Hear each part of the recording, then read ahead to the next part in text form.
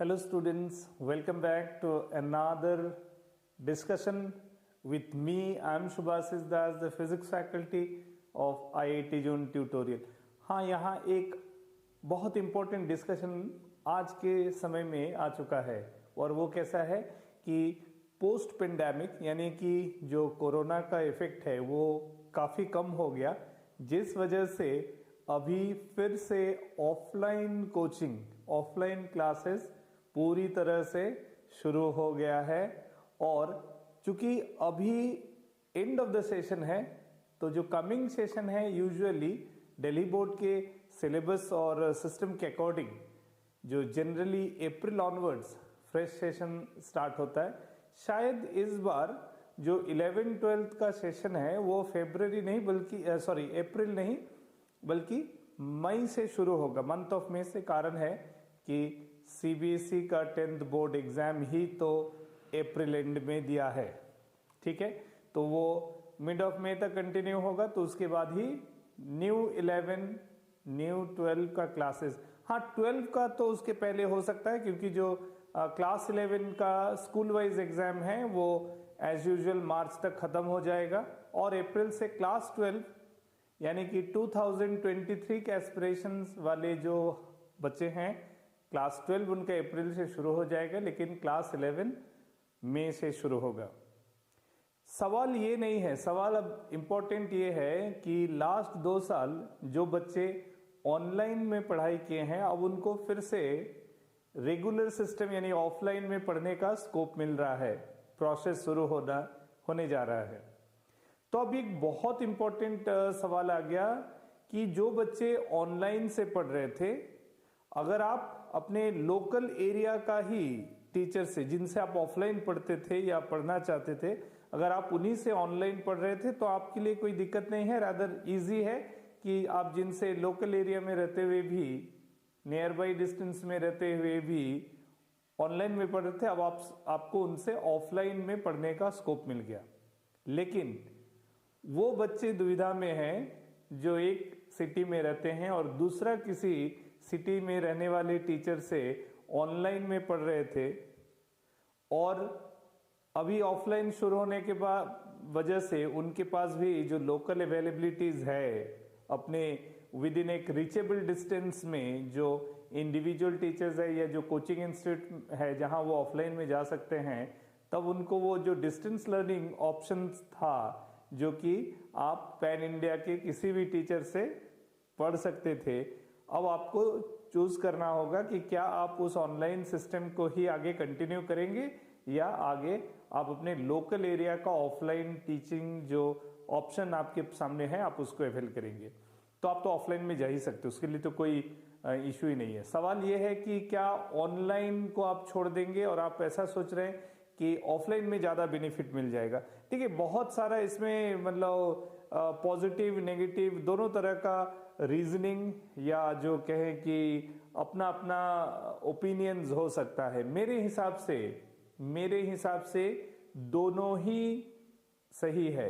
किस तरह से? मान लीजिए आप ऑफलाइन में पढ़ना चाहते हैं और आपका एक रीचेबल डिस्टेंस है, मान लेते हैं वो कुछ 2 किलोमीटर 3 किलोमीटर मैक्स 5 किलोमीटर इतना डिस्टेंस में जाके आप पढ़ना चाहते हैं, तो आपका जिस तरह का खुद का मेरिट लेवल है, आप जिस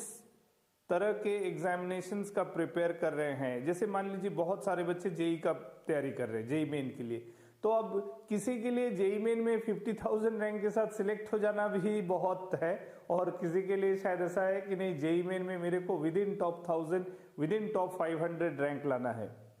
और आपको लास्ट 2 साल में ऑनलाइन जाने से एक ऑप्शन ये मिला कि आप किसी भी इंडिविजुअल्स, ऑनलाइन में तो डिस्टेंस का इशू नहीं है, तो चाहे आप जो टीचर से पढ़ना चाह रहे वो आपसे विद इन 1 किलोमीटर में रहते हैं या कुछ 100 किलोमीटर्स, कुछ 1000 किलोमीटर्स दूर किसी टाउन में रहते, तो आपके लिए मैटर नहीं करता। आप immediately live classes, online classes, recorded classes, वो सारा चीज ऑनलाइन में हो रहा था, अभी भी होगा, तो आप उससे पढ़ पा रहे थे। और शायद आपको लग रहा था कि आप जिस तरह का मतलब एक्सपेक्टेशंस रखते हैं टीचर से वो डिस्टेंस में होने के बावजूद भी आपका फुलफिल कर पा रहा था। टीचर अगर आपका प्रॉब्लम्स को समझ के आपको पढ़ा पा रहे थे, आप अगर उनसे पूरी तरह सेटिस्फाई हो पा रहे थे, आप सीख रहे थे, प्रैक्टिस हो रहा था, टेस्ट हो रहा था, आपका डाउट क्लियरेंस हो रहा था, तो मैं समझता हूँ अगर आपका जो सारा पैरामीटर्स है एज अ स्टूडेंट, जो आप उम्मीद करते हैं, एक्सपेक्ट करते हैं एक टीचर से, अगर आपका लास्ट 2 साल में ऑनलाइन में हो रहा था, अगर वो सारा पैरामीटर्स फुलफिल हो रहा था, तो आप उसको कंटिन्यू कर सकते हैं। ऐसा बात नहीं है कि ऑनलाइन में आपका डाउट्स क्लियर नहीं होता है। ये डिपेंड करता है, 2-3 फैक्टर है। एक है आप जिनसे पढ़ रहे हैं वो टीचर ऑनलाइन सिस्टम में कितना इक्विप्ड है, फर्स्ट। सेकेंड पॉइंट है आप as an individual online platform, यानी दूर टीचर से वर्चुअली एक डिस्टेंस में रहने के बावजूद भी आप अपना रिक्वायरमेंट को उनसे कितना करवा पा रहे हैं, आपका कितना खुद का इंटरेस्ट है। जैसे ऑफलाइन में लोग कहते हैं कि हमारा 1:1 टीचर के साथ सामने आमने सामने बैठ के अपना डाउट्स क्लियर कर सकते, तो ये तो रियलिटी है। लेकिन मान लीजिए अगर आप किसी ऐसे टीचर से पढ़ रहे हैं लास्ट कुछ समय से, और आप एक ऐसे डिस्टेंस में रहते हैं कि ऑफलाइन शुरू हो जाने के बाद भी वो डिस्टेंस वैसा का वैसे रहेगा, यानी कि आपको वो टीचर लोकल में नहीं मिलने वाले हैं, तो तब आप क्या करेंगे,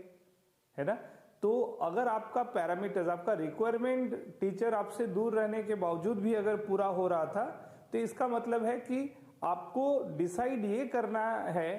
कि ऑफलाइन बेटर है या ऑनलाइन, या वाइस वर्सा, ऑनलाइन बेटर है या ऑफलाइन। इस मतलब कंट्राडिक्शन में या तर्क वितर्क में नहीं रहना चाहिए। आपको देखना है कि आपका पर्पस कहाँ फुलफिल हो रहा है। अगर आप देखें कि नहीं, लास्ट 2 साल आपने बहुत मेहनत किया, आप अपनी तरफ से बहुत प्रयास किए, और ऑनलाइन में जो भी अरेंजमेंट या सपोर्ट आपको मिला उससे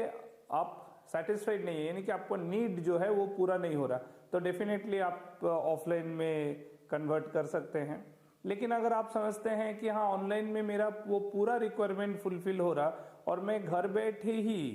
है ना, टाइम एक जगह से दूसरी जगह आने जाने में समय वेस्ट ना करते हुए घर बैठ के मैं जो पढ़ रहा हूँ उसमें मैं पूरा फोकस कर पा रहा हूँ, मेरा पूरा रिक्वायरमेंट फुलफिल हो रहा है, तो यस, देयर इज नो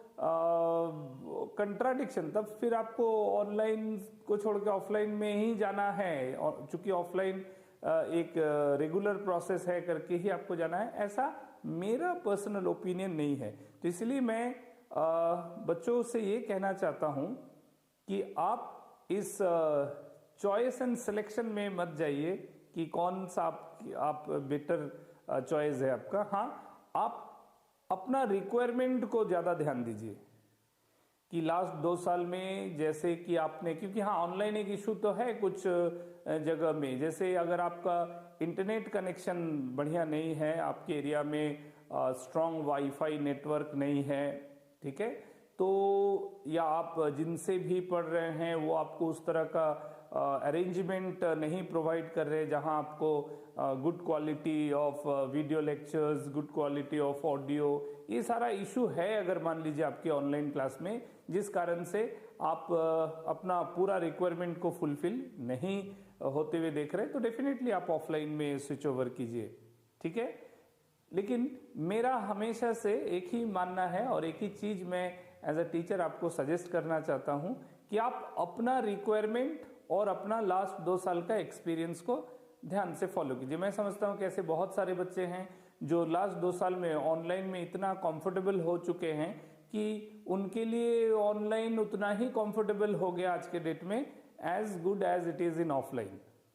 ठीक है। तो हो सकता है कि बहुत सारे बच्चे प्रेफर करेंगे कि नहीं, मैं ऑनलाइन को ही कंटिन्यू करूं, तो it is choice is all up to yours. आपको इसलिए ये सोच के नहीं तय करना है कि आपका क्लोज फ्रेंड क्या डिसीजन ले रहा है। क्लोज फ्रेंड का रिक्वायरमेंट अलग हो सकता है आपसे, सो इसीलिए आप अपना नीड को देखिए और अपने सुविधा अनुसार, अपना रिक्वायरमेंट के अनुसार कौन सा प्लेटफॉर्म में आपको कंटिन्यू करना है, ऑफलाइन में या ऑनलाइन में, आप उस हिसाब से फैसला लीजिए। मैं समझता हूं जो भी आप करेंगे आप अपने बेहतरी के लिए करेंगे। तो wish you good luck for your good selection and for your good decision. Thank you.